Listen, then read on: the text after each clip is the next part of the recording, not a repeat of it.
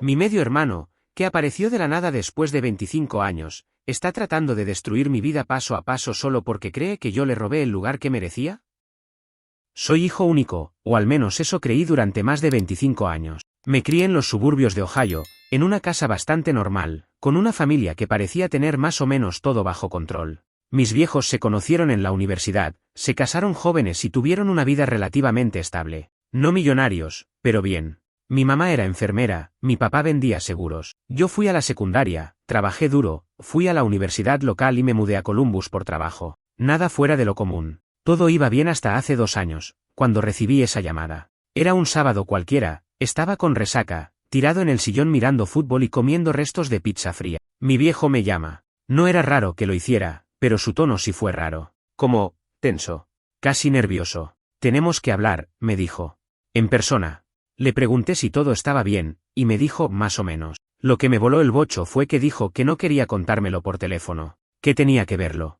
Así que el domingo a la mañana manejé hasta la casa de mis padres, en el mismo vecindario donde crecí. Me estaban esperando los dos en la cocina. Mi vieja tenía los ojos rojos, como si hubiese estado llorando toda la noche. Mi viejo me miró como si no supiera por dónde empezar. Me senté, ya sintiendo que venía algo grande, y él simplemente me largó. Tenés un hermano. Un medio hermano. Es mayor que vos por 4 años. No dije nada. Literalmente, mi cerebro se apagó. Mi vieja se puso a llorar otra vez. Papá me contó que fue un error de juventud. Antes de casarse con mamá, cuando estaba saliendo con otra mujer, ni siquiera me quiso decir el nombre, ella quedó embarazada. Él no lo supo hasta mucho después, ya estando con mi mamá, y cuando lo supo, la madre del chico no quería que él se involucrara. Así que lo dejó pasar. Nunca me había hablado de eso. Nunca.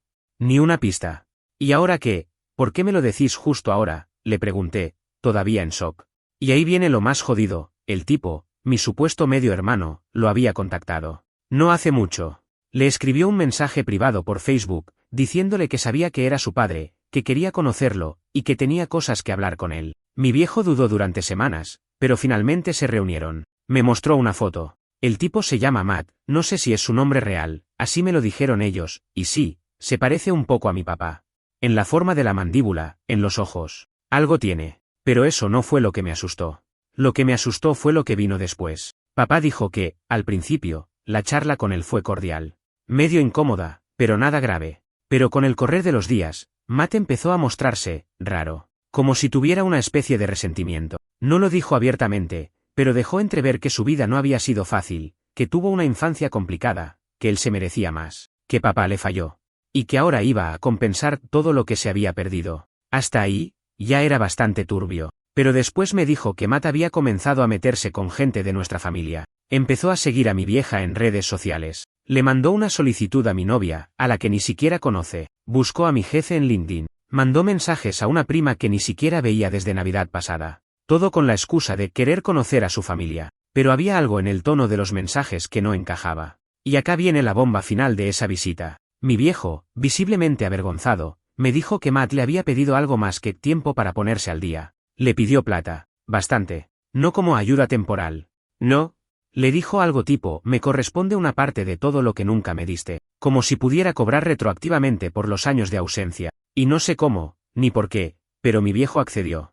Le transfirió una suma que no me quiso decir exactamente, pero que, por su expresión, parecía de 5 cifras. Yo estaba completamente descolocado. Lo único que pude hacer fue quedarme sentado, sintiéndome como un idiota, como si hubiera estado viviendo una vida prestada, y ahora alguien venía a reclamar su parte. Me levanté sin decir mucho, les dije que me avisaran si pasaba algo más, y me volví a Columbus manejando sin poner música, con el estómago revuelto. Ahí empezó todo, porque pensé que lo peor ya había pasado, que sería un momento incómodo, un drama familiar que con el tiempo se iría apagando. Pero me equivoqué. Ese fue solo el primer golpe. El verdadero infierno empezó cuando Matt decidió que no solo quería conocer a papá, también quería conocerme a mí. Después de esa charla con mis viejos, no dormí bien por semanas. Cada vez que pensaba en ese tipo, en Matt, se me encogía el estómago. No por miedo exactamente, sino por una mezcla rara de rechazo, incomodidad y algo parecido al resentimiento. ¿Quién carajo era este tipo para aparecer de la nada, patear la puerta de la vida que construimos y exigir su lugar como si fuera un derecho adquirido? Intenté seguir con mi rutina. Trabajo, gimnasio, ver a mi novia los fines de semana, alguna que otra cerveza con amigos, pero todo estaba teñido de una sensación pesada. Cada vez que mi celular vibraba, pensaba que iba a ser él. Cada vez que sonaba el timbre del departamento, me preparaba para ver su cara del otro lado. Y no tardó en llegar. Fue un miércoles, 7:13 de la noche. Lo tengo grabado como si hubiera sido ayer. Estaba en mi departamento viendo una serie cualquiera, con una cerveza en la mano y un plato con sobras de comida china. Golpean la puerta. No el timbre, no. Golpes. 3, secos. Me paré sin pensar, abrí, y ahí estaba. No hizo falta que dijera su nombre. Lo supe al instante. Su cara ya la había visto en la foto que me mostró papá, pero en persona había algo más. No sé si era la forma en la que me miraba, como evaluándome, o esa sonrisa forzada que parecía clavada en la cara sin convicción. Me dijo hola, soy Matt, como si fuera una cita de Tinder. Yo me quedé callado por unos segundos, completamente congelado. Le pregunté cómo sabía dónde vivía. Me dijo que se lo había preguntado a papá. Que le había dicho que quería conocerme, que quería conectar, que no quería pasar por esta vida sin saber quién era su hermano. Le dije que no era un buen momento, que prefería no hablar ahora. Pero él insistió. Me pidió 10 minutos, que solo quería presentarse, que me debía eso. Me crucé de brazos, miré al pasillo, respiré hondo, y como un pelotudo, lo dejé pasar. Nos sentamos en el sofá. Él miraba todo como un turista, el cuadro que me regaló mi vieja, el perchero que siempre se tambalea, los vasos desiguales que tengo desde la universidad. Tenés buen gusto, me soltó, como si eso importara. Después vino el típico discurso, que había tenido una vida dura, que creció con una madre inestable, que cambió de escuela 5 veces, que nunca tuvo una figura paterna. Todo con un tono calculado, como si supiera exactamente qué decir para despertar lástima. Pero no era lástima lo que sentía. Era incomodidad.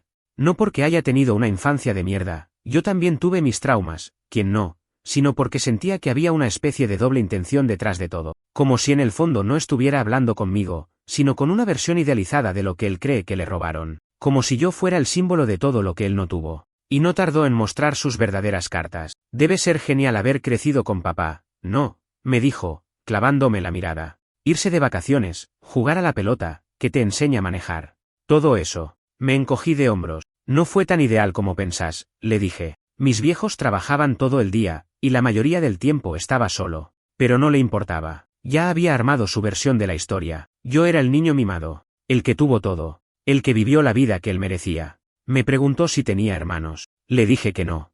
Me miró, sonrió, y me dijo, ahora sí. Esa frase me dio escalofríos. ¿Literal?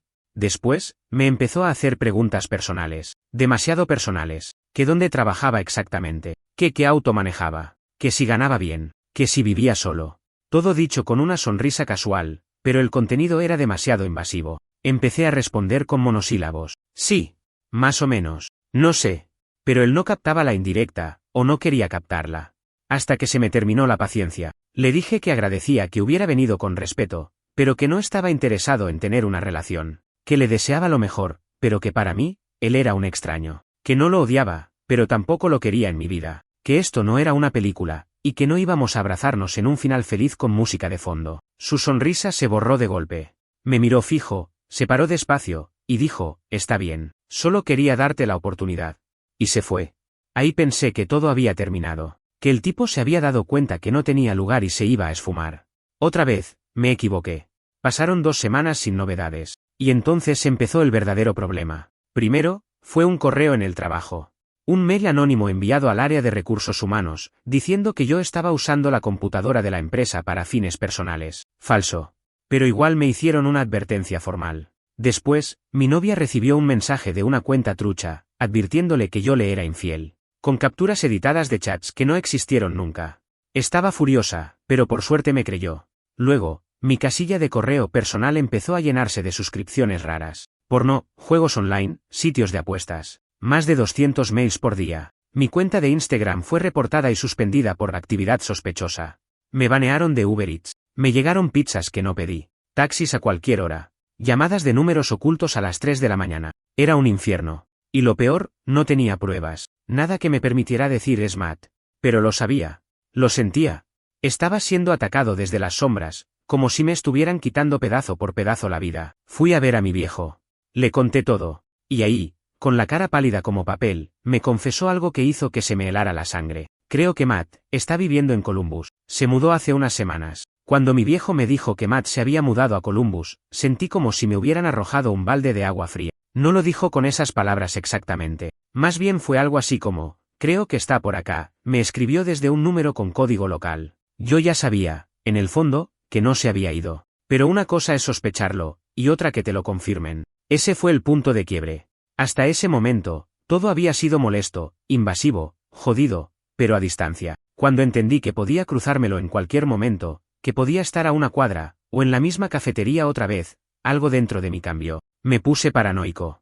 Empecé a revisar 2 veces si la puerta del departamento estaba cerrada con llave. Dejé de ir al gimnasio al que iba siempre. Cambié la ruta que usaba para ir al trabajo. Mi novia me decía que estaba exagerando, pero lo hacía desde el desconocimiento. Ella no había leído los mensajes que yo recibía. No había sentido esa energía rara en el cuerpo cuando Matt se sentó en mi sillón como si fuera su casa. Intenté hacerlo lógico, fui a la policía. Les conté todo, el pasado familiar, los mensajes, las visitas, la invasión digital, los correos falsos, los intentos de sabotaje. Me escucharon, tomaron nota. Pero al final del día, lo que dijeron fue lo de siempre, mientras no haya una amenaza directa o un delito comprobable, no podemos hacer mucho. O sea, hasta que el tipo no me meta un cuchillo o me robe algo, tengo que quedarme mirando cómo va desarmando mi vida con una sonrisa. Y lo peor es que eso fue exactamente lo que pasó. Un viernes, salgo del trabajo y voy directo al estacionamiento. Ya es de noche, y hay poca gente. Cuando llego a mi auto, noto que una de las ruedas está baja. Me agacho, la miro bien, y veo algo que me saca un escalofrío, un clavo, metido a propósito. No un clavo pisado por accidente. Uno puesto con saña. En el parabrisas, una notita escrita a mano, a veces hay que pinchar algo para que pare. No decía su nombre, claro. ¿Pero quién más podía haber sido? Ese fin de semana lo pasé en casa de mi novia. No le conté nada. Le dije que necesitaba un cambio de ambiente, y por suerte no hizo preguntas. Pero adentro mío, ya estaba planeando mudarme. No iba a dejar que ese tipo se sintiera con poder sobre mí. No le iba a dar ese gusto, pero tampoco iba a seguir dándole información para que jugara a su juego enfermizo. Le pedí a un amigo que me ayudara a encontrar un nuevo departamento, y en 2 semanas ya estaba firmando el contrato para mudarme al otro lado de la ciudad. Cambié de número, cerré todas mis cuentas personales, me abrí una nueva casilla de correo con un nombre falso, hasta el banco lo actualicé todo. Parecía un testigo protegido. Pensé, por un momento, que por fin lo había dejado atrás. Pero Matt siempre iba un paso adelante. Una noche, ya en el nuevo departamento, recibo una carta. Sí, una carta física. Con mi nuevo nombre falso. Abro el sobre, y adentro hay una foto. Mía. Caminando por la calle, con auriculares puestos. Sola. Claramente tomada con zoom. En el reverso, una sola palabra escrita a mano. Precioso. Esa noche dormí con un cuchillo en la mesa de luz. Ahí fue cuando entendí que esto no era una historia de 2 hermanos con conflictos. No era un drama familiar con matices. Esto era otra cosa. Esto era acoso. Puro y simple. No estaba buscando formar parte de mi vida. Estaba tratando de apoderarse de ella. Y ahí hice lo que había estado evitando desde el primer día, lo enfrenté. Le escribí a su número desde un celular prestado, sin identificarme. Le puse, nos vemos en el bar de Broad y Grant. Mañana. 8 de la tarde. Sé que vas a venir. ¿Y vino? Yo ya estaba ahí, en una mesa al fondo, con una cámara grabando todo desde el bolsillo de mi campera. Él llegó puntual, con esa misma actitud de siempre, como si fuera una reunión de negocios, o una cita casual. Se sentó. Me miró. Sonrió. Sabía que ibas a aparecer, dijo. Yo no dije nada por unos segundos, solo lo observé. Analicé cada detalle, su ropa, su mirada, cómo acomodaba el vaso de agua que el mozo le trajo sin que lo pidiera. Y entonces se lo dije, necesitas ayuda. Ahí se rompió el hechizo, su sonrisa se torció un poco. Como si no esperara que lo dijera así, tan directo. Me respondió con algo como, no necesito nada. Estoy bien. Solo estoy recuperando lo que es mío. Y entonces le pregunté qué significaba eso, qué era exactamente lo que estaba recuperando. Porque no tenía mi nombre, no tenía mi casa, no tenía mis amigos, mi trabajo, mi historia. Y su respuesta fue la que me dejó helado. Lo que estoy recuperando, es el lugar que me robaron. No lo ves todavía, pero vos no sos el hijo que papá tenía que tener. Solo fuiste el reemplazo. Yo fui primero. No sé cómo no le metí una piña en la cara en ese momento. No por odio, sino por la frialdad con la que lo dijo. Como si estuviera convencido. Como si lo creyera de verdad. Como si yo fuera una pieza de repuesto en su narrativa de víctima vengadora. Le dije que era la última vez que nos veíamos. Que si volvía a acercarse, iba a presentar todo lo que tenía, mensajes, fotos, correos, a la policía. Que esto ya no era un juego. Y que si realmente creía que arruinar mi vida le iba a devolver la suya, Se estaba mintiendo más de lo que jamás me mintieron a mí. Se levantó, me miró una última vez, y dijo algo que todavía me da vueltas en la cabeza: vos podés dejar de jugar. Yo no. Recibí el llamado pasadas las 11 de la noche. Estaba en la cama, no podía dormir, repasando una y otra vez la conversación con Matt en el bar, cuando sonó el teléfono. Era mi mamá. Nunca llama a esa hora. Nunca. Atendí y lo único que escuché fue: tu papá está en el hospital. Le dio un infarto. No recuerdo cómo me vestí, ni cómo llegué. Sé que estaba en el hospital en menos de 30 minutos. La sala de emergencias olía a desinfectante barato y desesperación. Cuando la vi a ella, sentada en una silla de plástico con los ojos desorbitados, supe que era más grave de lo que pensaba. Se levantó, me abrazó sin decir una palabra, y nos quedamos así unos segundos. Yo, tratando de no quebrarme. Ella, hecha polvo. No sabíamos mucho. Solo que mi papá había estado solo en casa, que había sentido dolor fuerte en el pecho y que alcanzó a llamar al 911 antes de desplomarse, que los paramédicos llegaron justo a tiempo, que estaba vivo, pero inestable. El silencio en esa sala de espera era insoportable. Y entonces, en medio de ese infierno, apareció él. Matt. Caminó por el pasillo como si perteneciera al lugar. Con esa seguridad rara que tiene, como si el mundo entero le debiera algo. Cuando lo vi, fue como si el aire se pusiera más denso. Mi mamá lo miró sin reconocerlo al principio. Después se dio cuenta. ¿Qué estás haciendo acá? Fue lo único que logró decir. Matt se detuvo a un par de metros. No se acercó. Miró a mi madre y luego a mí. Vine a ver cómo está. Soy su hijo también, ¿no? Y ahí fue cuando casi lo saco a trompadas del hospital. Me levanté y caminé hacia él, sin gritar pero dejando bien en claro que no era el momento ni el lugar. Le dije que se fuera, que nadie lo quería ahí, que él no era parte de nada, ni de esa familia, ni de esa situación. Y entonces dijo algo que me dejó helado. ¿Y si fue por mí? ¿Y si esto pasó por todo lo que le dije la semana pasada? Mi mamá lo miró confundida. Yo lo miré con rabia. ¿Qué mierda le dijiste?, le pregunté. Matt bajó la mirada por un segundo. Nada fuera de lugar. Solo le pedí lo que me corresponde. Le dije que no podía seguir ignorándome. Que si no quería ser mi padre, iba a tener que enfrentarse a eso. Pero no creí que se lo fuera a tomar así. Mi mamá explotó. Se le fue encima. No a golpearlo, pero sí con los ojos llenos de lágrimas, gritándole que él no tiene idea de todo lo que ese hombre cargaba. Que los últimos meses habían sido una tortura. Que vivía con culpa. Con miedo. Que no dormía. Que estaba triste. Que se sentía un fracaso como padre. Matt se quedó en silencio. Yo lo tomé del brazo y lo llevé hacia el pasillo. Le dije, con toda la calma que pude, que si realmente sentía culpa, lo mínimo que podía hacer era irse y no joder más. Que si tenía una pizca de humanidad, se borrara de nuestras vidas para siempre. Que ese hombre en terapia intensiva no necesitaba más líos, solo paz. ¿Se fue? Esta vez sin discutir. No lo volví a ver por semanas. Mi papá sobrevivió. Por poco. El infarto fue serio, pero los médicos actuaron a tiempo. Estuvo varios días en terapia intensiva, luego pasó a una sala común. Cuando pude verlo, estaba pálido, agotado, con tubos y cables por todos lados. Me apretó la mano con fuerza, como diciendo: aún estoy acá. No hablamos mucho. No hacía falta. Pero si hablamos al tercer día. Cuando ya podía sentarse un poco, cuando mi mamá salió a buscar café, él me miró y me dijo: es mi culpa. Lo dejé entrar, y arruiné todo. Le dije que no. Que él solo quiso hacer lo correcto. Pero él insistió. Quise compensar una vida de abandono en unos meses. Le di información, le di dinero, y no lo vi venir. Me usó.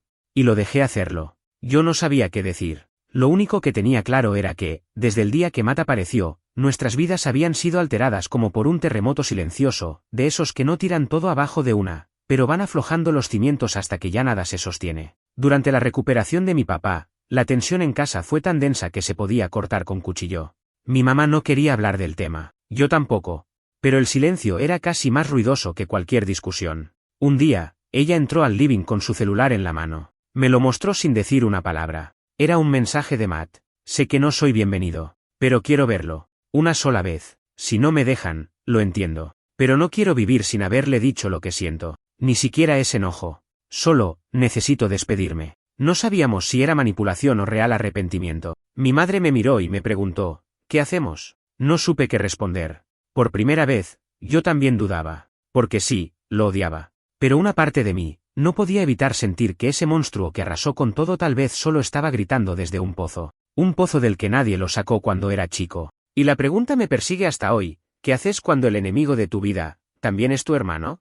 Nadie lo decía en voz alta, pero todos sabíamos que dejarlo ver a mi padre podía ser un error. No por el acto en sí, sino por lo que podía provocar en él. Mi viejo estaba frágil, médicamente estable, sí, pero emocionalmente hecho triza. No era el mismo hombre que conocí toda mi vida. Estaba apagado, derrotado. Y traer a Matt de vuelta podía ser como prenderle fuego a un tanque de gasolina. Pero al mismo tiempo, ¿qué pasaba si realmente era su despedida? ¿Y si necesitaba cerrar algo, aunque fuera una conversación? Fue mi mamá quien, al final, lo planteó directamente frente a mi viejo. Te escribió. Quiere verte. Dice que solo una vez querés. Mi papá se quedó callado. Estaba en la cama, con el monitor del corazón marcando ese ritmo lento, pausado. Miraba al techo, como buscando una respuesta escrita en los azulejos. Después nos miró, primero a mí, después a ella, y dijo, sí. Que venga. Solo una vez. Y no quiero que estén presentes. Intentamos convencerlo de que no era buena idea que estuviera solo, pero fue firme. Necesito hacerlo. Si me va a decir algo, quiero escucharlo yo. Nadie más. Así que se organizó todo para el sábado por la tarde. Lo autorizamos a entrar como visitante. Firmó los papeles. Lo revisaron en la entrada del hospital, por protocolo, y lo dejaron pasar. Yo me fui a caminar por los alrededores. No podía quedarme ahí adentro. La idea de Matt en esa habitación con mi viejo me revolvía el estómago, pero al mismo tiempo, tenía que respetar la decisión. No era mi historia solamente, también era la de ellos. Pasaron casi 40 minutos. Cuando volví, Matt ya se había ido. Entré a la habitación. Mi papá estaba con los ojos cerrados, pero despierto. Respiraba profundo. Tenía las manos cruzadas sobre el pecho. No hablaba. Me senté a su lado y esperé. Unos minutos después, abrió los ojos y dijo. Le dije que no fue su culpa. Que yo tomé malas decisiones. Que lo dejé afuera por miedo, no por maldad. Asentí sin decir nada. Pero también le dije que el daño que causó ahora, ya no tiene arreglo. Le pregunté qué respondió Matt. Mi papá suspiró. Dijo que pensó que si arruinaba mi vida, iba a sentir que por fin tenía algo de control. Que me iba a obligar a mirarlo, a reconocerlo. No supe qué decir. Le dije que lo veía. Que lo había visto todo el tiempo, incluso cuando trataba de no hacerlo. Que su rabia no era invisible. Solo era triste. Muy triste. Después, mi papá giró lentamente la cabeza hacia mí y me dijo algo que no me esperaba. Se parece a vos más de lo que pensás. Tiene tu forma de hablar cuando se enoja. Y cuando se va, camina igual. Sentí un nudo en la garganta. Me fui al baño y estuve un buen rato mirándome al espejo, como si buscara en mi reflejo alguna señal de que eso fuera cierto. La semana siguiente fue extraña. No supimos más de Matt. Nada.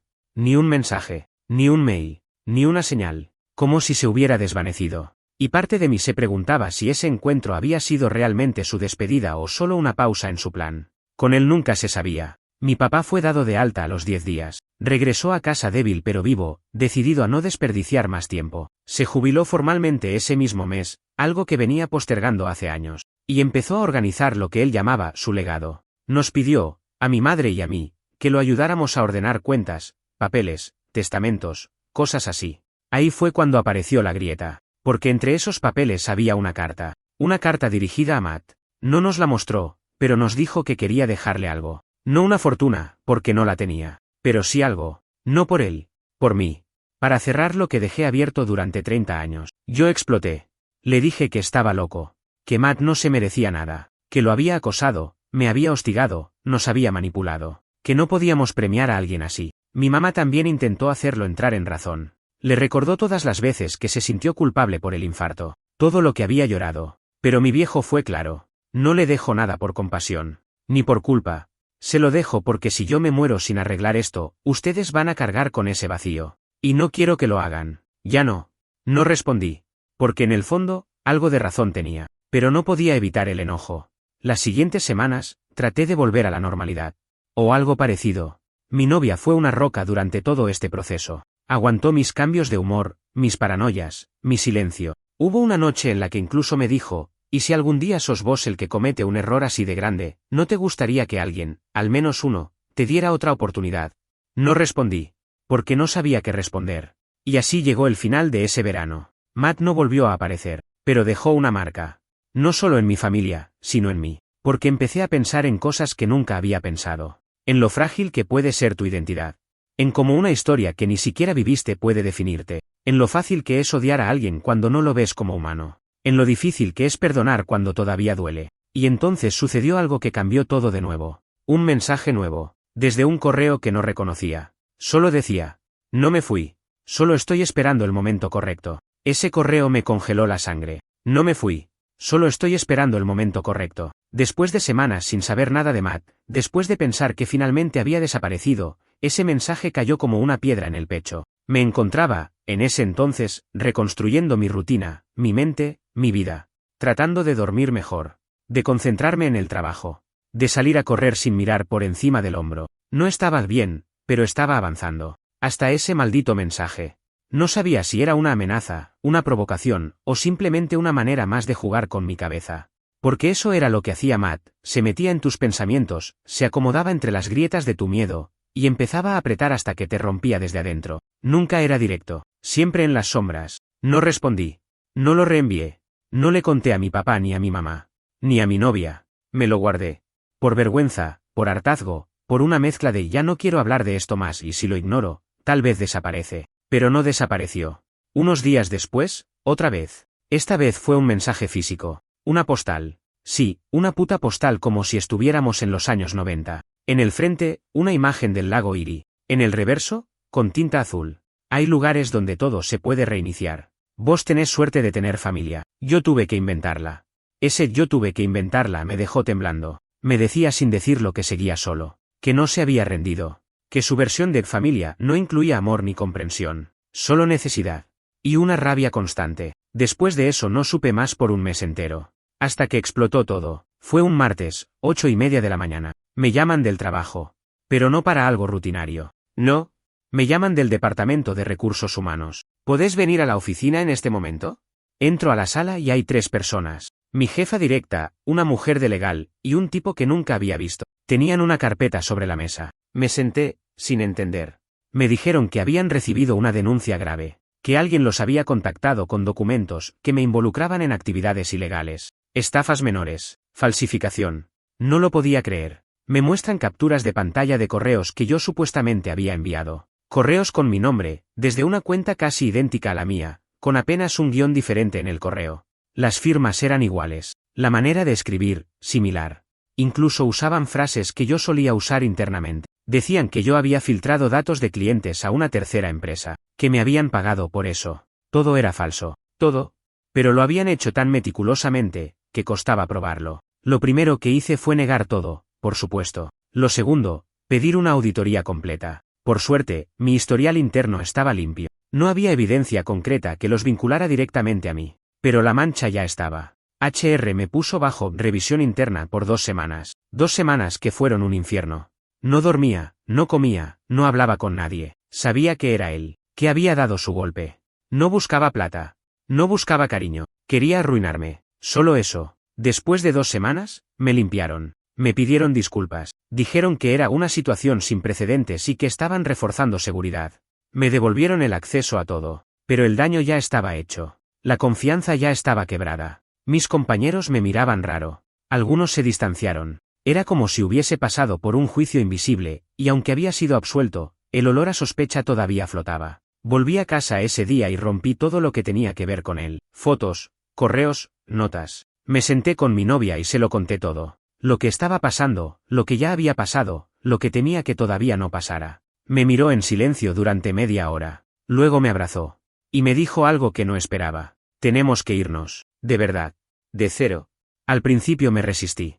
Mi trabajo, mis amigos, mi familia, mi rutina, todo estaba ahí. Pero después de todo lo que había pasado, me di cuenta de que ya no quedaba mucho de eso. Todo lo que valía la pena conservar podía ir conmigo. Lo demás, ya se había podrido. Así que empecé a buscar trabajo remoto. Ella hizo lo mismo. Y un mes después, nos fuimos. A otro estado. No diré a cuál. No importa. Lo que importa es que cerramos esa etapa con un portazo. Dejé cartas a mis padres explicándoles que necesitaba aire. Les dejé mi nuevo correo. Nada más. Nada de dirección. Nada de redes. Nada que él pudiera rastrear.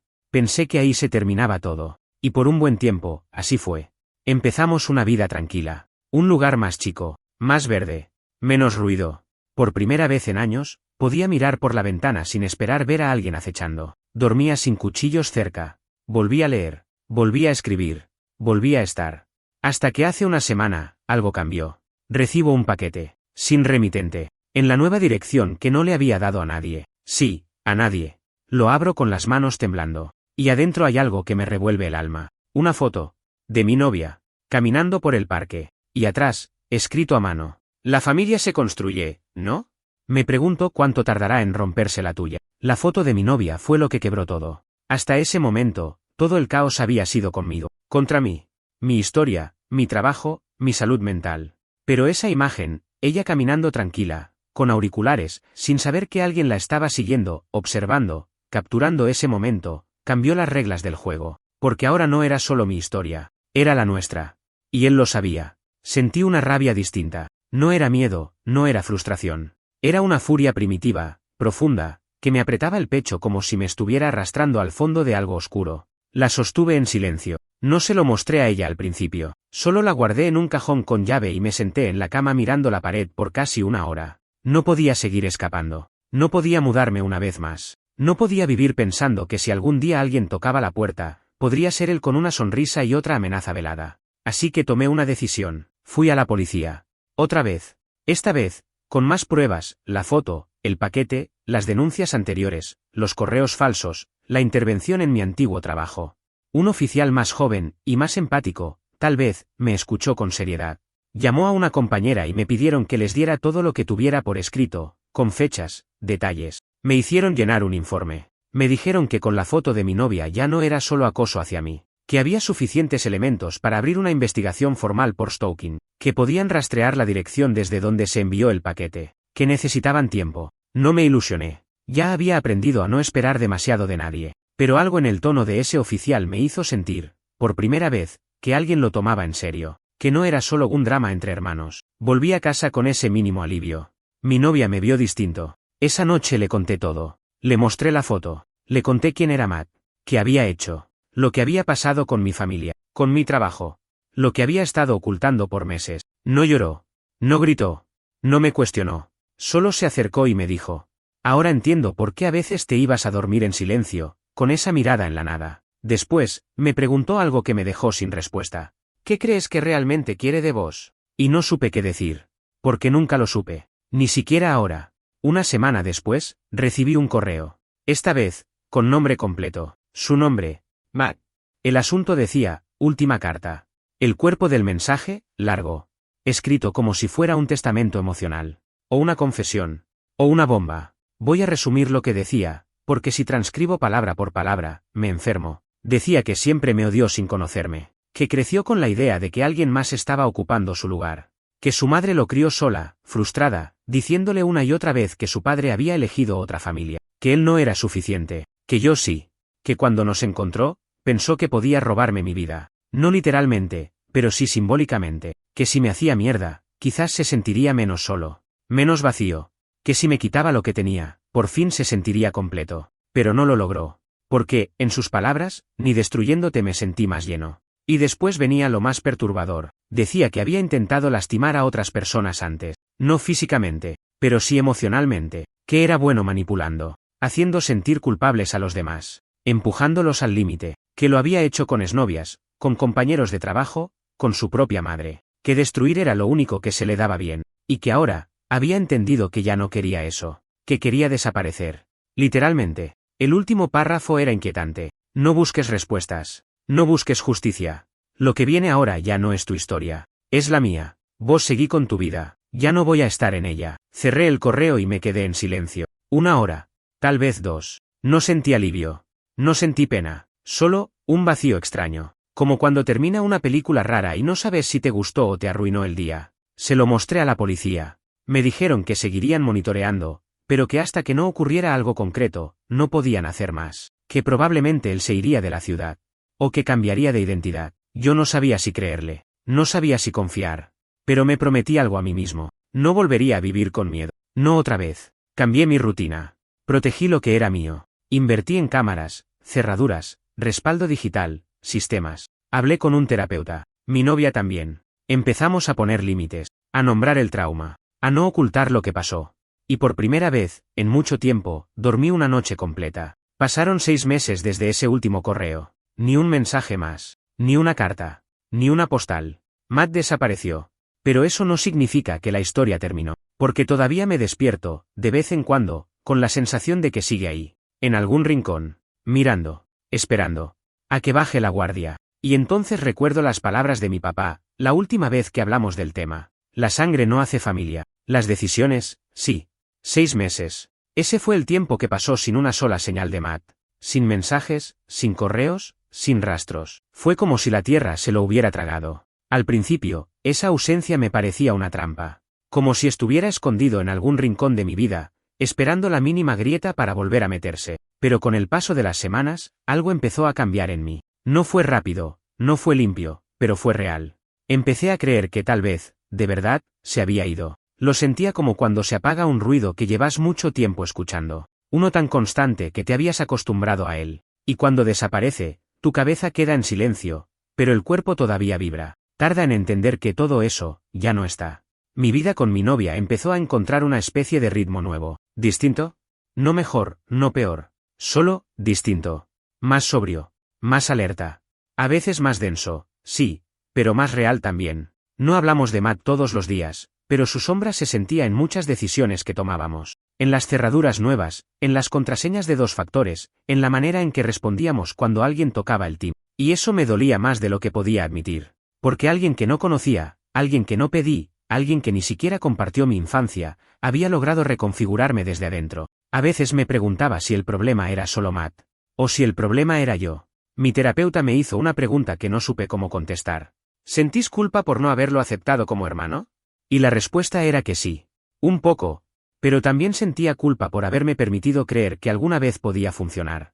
Como si por un momento me hubiese olvidado de todo lo que me hizo, de todo lo que puso en juego. Porque esa es la trampa de los lazos de sangre. Cuando aparecen, incluso después de años, traen consigo la ilusión de que quizás puedan ser algo auténtico, algo reparable, algo digno, pero no siempre se puede. Y esa fue mi conclusión.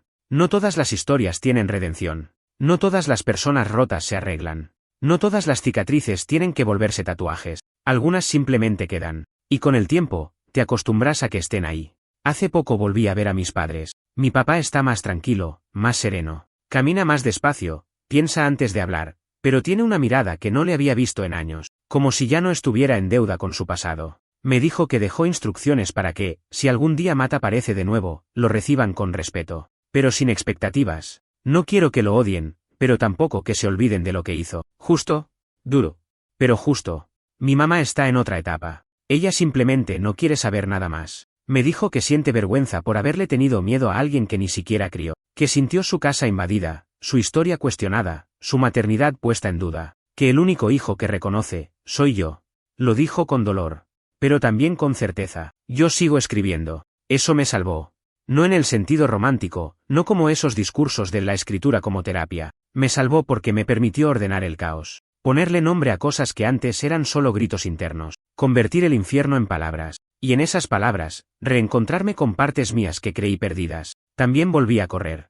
En la misma rutina, mismo parque, ahora en otro estado. El cuerpo, por alguna razón, recuerda lo que es sentirse libre. A veces, mientras corro, imagino que Matt está atrás, siguiéndome como antes. Pero luego lo dejo atrás. Literalmente, lo supero. Lo dejo atrás hasta que se vuelve apenas una sombra entre los árboles. ¿Dónde está ahora? No lo sé. Tal vez encontró otra familia a la que culpar.